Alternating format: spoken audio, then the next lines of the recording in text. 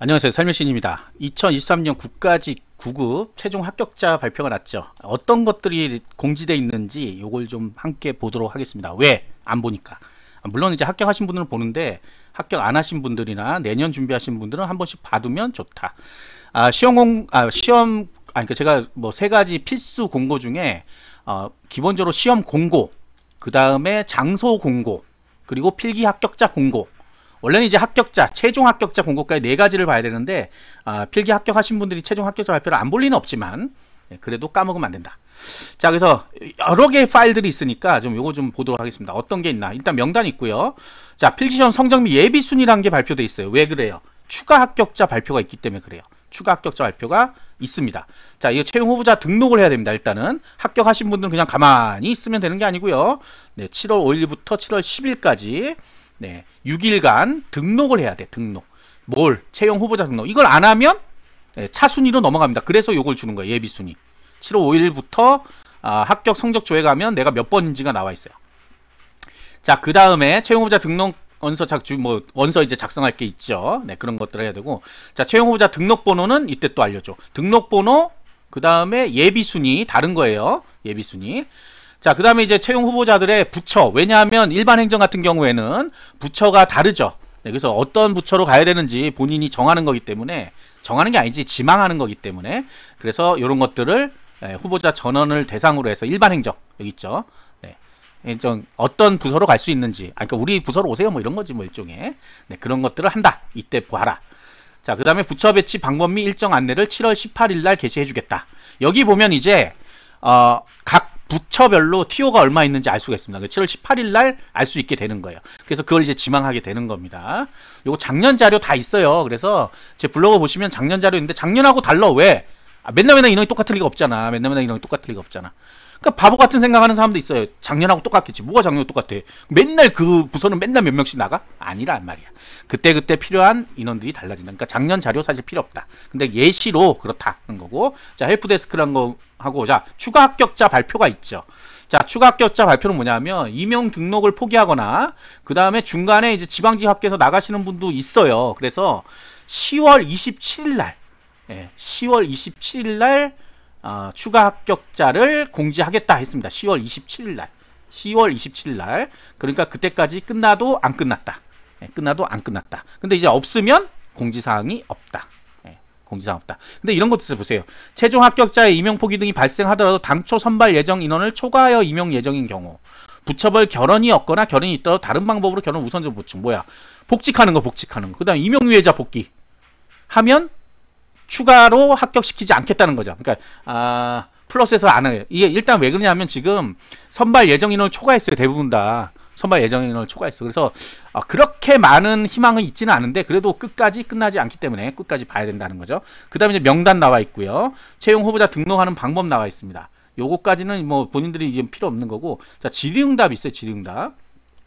하도 많이 물어보는 것들이 있기 때문에 이걸 아예 FAQ로 만들었습니다. 자, 그래서 질의응답 FAQ가 있는데 채용 후보자 등록 관련해서는 본인들이 합격자들은 당연히 볼 거고요.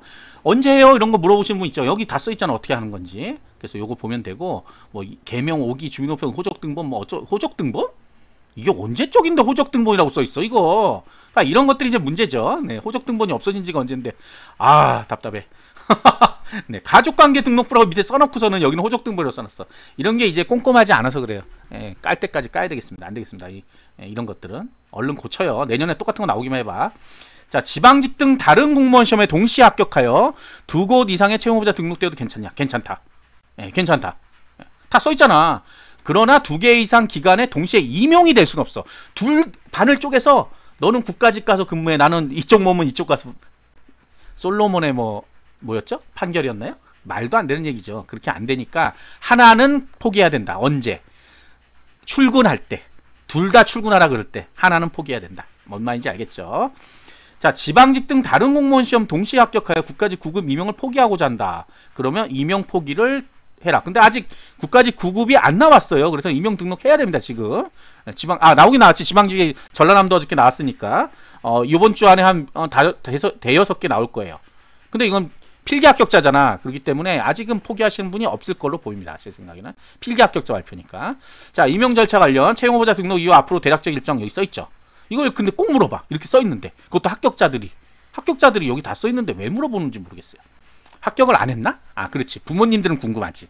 그러니까 부모님들이 몰래 물어봐야 되는데 이렇게 다 물어봅니다. 몰래 어디다가 인사혁신처에 막 전화해서 물어봐요. 그래서 이 FAQ를 만들어 놓은 거예요. 아예 이거 좀 보고 제발 해. 근데 역시 부모님 못 찾죠. 그래서 전화가 빠르다. 항상 전화가 먼저 갑니다. 나중에 여러분들 합격하면 인사혁신처 가면 그거 받아야 돼요. 전화. 어쩔 수 없죠. 자, 채용 후보자 등록 이후 앞으로 일정은 등록하고 등록 번호 및 부처 배치 안내를 받고 부처 배치를 합니다. 그래서 배치 부서로 임용 추천하는데 배치 부처는 본인들에게 연락한다. 해당 부처에서 이거 부처 배치할 때 지망을 받습니다. 그래서 지망 받은 걸로 해서 순위로 무슨 순위겠어요? 성적 순위로 한다. 자, 부처 배치 밑이 나와 있죠. 7월 18일 화요일 18시에 안내 방법이 나와 있어요. 단일 부처는 안 나와. 단일 부처는 안 나오고 일반 행정 이런 게 나옵니다. 그러면 거기서 본인이 나 이거 원해. 그럼 1순위. 1순위 안 되면 2순위 이거. 이렇게 해서 뭐 내는 게 있어요. 그래서 내면 됩니다.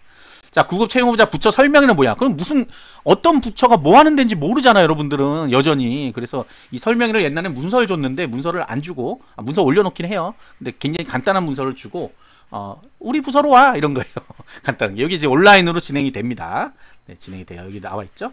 근데 맞춤형 부처 배치는 시험 성적 외에 전공, 지원 동기, 그러니까 거기에 약간 플러스 되는 것들이 있어요. 그래서 그거 내가 있다 그러면 그쪽으로 했을 때 유리하다. 예, 원하지 않는 부처로 배정했다. 원하는 부처에 임용 포기 인원이 발생한 경우 부처를 재배정할 수 있냐? 안 된다. 예, 안 된다. 한번 부처 배정되면 끝이다. 하는 거 여기 나와 있죠. 자, 임용유예 이제 많이 물어볼 건데 임용유예는 학업에 계속 재학 중인 대학교 졸업까지 군복무 6개월 이상 질병 임신 출산 그 밖에 유예가 불가피한 사정이 있다는 건 없어요. 사실 그런 사정은 원래 없어요. 그렇기 때문에 대부분은 학업의 계속으로 받습니다. 군복무하고 질병 이런 건 잘 안 해요. 예, 그래서 임신 출산은 사실 거의 없는 거고 그래서 학업의 계속인데 여기에 보면 몇 년 이내냐면 2년 이내입니다. 2년 이내. 이거는 왜 그러냐 하면 이 법에 임용 후보자 등록을 하잖아요. 등록하면 그게 명부의 유효기간이 2년 이내이기 때문에 그래요. 그 법에 그렇게 돼 있어서 그래요. 그래서 2년을 초과할 수 없다고 돼 있죠. 그러면 2년이면 어떻게 돼? 안 돼. 그러니까 1년 몇 개월이라 그래야 돼? 1년 하고 12개월 하루 전까지 되는 거죠. 그러니까 12개월 전 11개월 29일까지 되나? 그럼 이게 헷갈려. 어쨌든 간에 2년을 초과할 수 없습니다. 그 전에 임용 절차를 밟게 돼 있어요. 그러니까 이것도 담당자들이 알아서 미리 연락 줍니다. 빨리 임용하라고. 그리고 실제 여기서는 2년이라고 돼 있지만 2년 끝까지 다 못 써요. 그래서 보통은 1년 6개월, 1년 7개월 정도 되면 전화가 옵니다. 빨리 임용 절차 밟아야 되겠다고. 전 졸업 안 했는데요. 졸업은 본인이 알아서 하는 거예요. 졸업을 조건으로 주지만 필수는 아닙니다. 거꾸로 필수는 아니에요. 졸업 못하면 임용이 취소됐냐? 아니지. 임용이 되는 거지 거꾸로. 유예니까. 이걸 잘 생각 못 하더라고요. 임용 유예가 취소되면 임용이 되는 거예요. 거꾸로. 임용이 안 되는 게 아니고. 자, 여기 그 내용이 밑에 나와 있습니다. 자, 그래서 임용유예가 대학원 가려고 그런다. 안 된다. 네, 대학원 재학은 임용추첨이 임용유예 사유로 승인하지 않는다. 자, 임용유예를 신청해도 모두 승인되는 거 아니다 하는데 대부분 줍니다. 그냥. 네, 대부분 줘요. 안 줘도 어쩔 수 없어. 왜 이렇게 써놨잖아. 여기. 네, 그래서 밑에 주요 질의 답변 사례가 몇 년간 변하지가 않아요. 이게 그대로야. 그래서 그대로기 때문에 항상 같은데 이건 케이스 바이 케이스가 굉장히 심합니다. 케이스 바이 케이스. 자, 여기서 한 가지 중요한 거 있습니다. 군대를 가야 돼. 군대를 가야 되면 군대 복무 기간이 1년 8개월이죠, 요즘. 1년 8개월 맞나? 18개월. 1년 6개월이죠. 18개월이니까 18개월 하고 그러면 2년까지는 6개월인가 밖에 안 남잖아. 헉, 그럼 나는 뭐 1년 8개월, 6개월인데 대학교 나와야 되는데? 이런 경우에 그 1년 8개월은 빼줍니다. 예, 그러니까 군복무 기간은 임용유예 기간에서 빼준다. 예, 그것만 아시면 돼요. 그래서 다시 임용유예를 신청할 수가 있어요. 학업의 계속으로. 군입대하고 학업의 계속으로. 그거는 된다고 여기 써 있어요. 자, 추가 합격자는 아까 말씀드렸듯이 예정 인원이 없으면 발표 안 하는데 10월 27일 금요일에 확정 개시되는데 인원이 한 명도 없을 수는 없으니까 한두 명 있을 수 있고 지금 중요한 건 뭐냐면 이미 오버돼서 합격자가 발표되어 있습니다. 오버돼서. 예, 요번에 얼마였지? 아까 계산했는데 아까 방송했는데 하여튼 많이 오버가 돼서 합격이 돼 있어요. 동점자 합격을 시키고 양성평등 합격을 시켜놨기 때문에 그 사람들의 인원 수가 다 빠지기 전까지는 추가 합격이 없죠. 그래서 추가 합격이 사실 나오려면 지금 오버로 합격되지 않은 직렬들에서 약간 가능성이 있죠. 그리고 지방직하고 같이 볼 수 있는 직렬들, 기술 직렬이라든지 일반 행정이라든지 이런 데는 오버가 근데 일반 행정이 많이 됐어요. 일반 행정이 일단 오버가 많이 돼 있기 때문에 요거 약간은 좀 부정적입니다. 어쩔 수 없어요. 그래서 그러나 희망은 가져보자. 예전에는 이렇게 동점자가 없죠. 예전이라고 하면 22년 이전에는 소수점까지 점수가 나오기 때문에 등수가 딱 나와서 거기서 딱 끊겨버렸거든요. 근데 이제는 뭐 평균 몇 점 해서 그냥 동점자가 우르르 나오다 보니까 이 사람들이 다 임용을 포기해야 되는데 임용을 다 포기 안 하면 거기서 그냥 충원하고 끝나는 거예요. 그래서 이건 좀 동점자 때문에 조금 요 추가 합격이 좀 의미가 없어진 면도 있다. 자, 그래서 이렇게 최종 결과 발표는 이런 것들이 나오니까 혹시 합격하신 분들 안 보신 분들은 다시 보시고 내년에 시험 보실 분들은 이런 것들은 최종 합격자 발표에 나오는구나 하고 생각하시고 보시면 되겠습니다. 구독과 좋아요 알림 설정 감사합니다.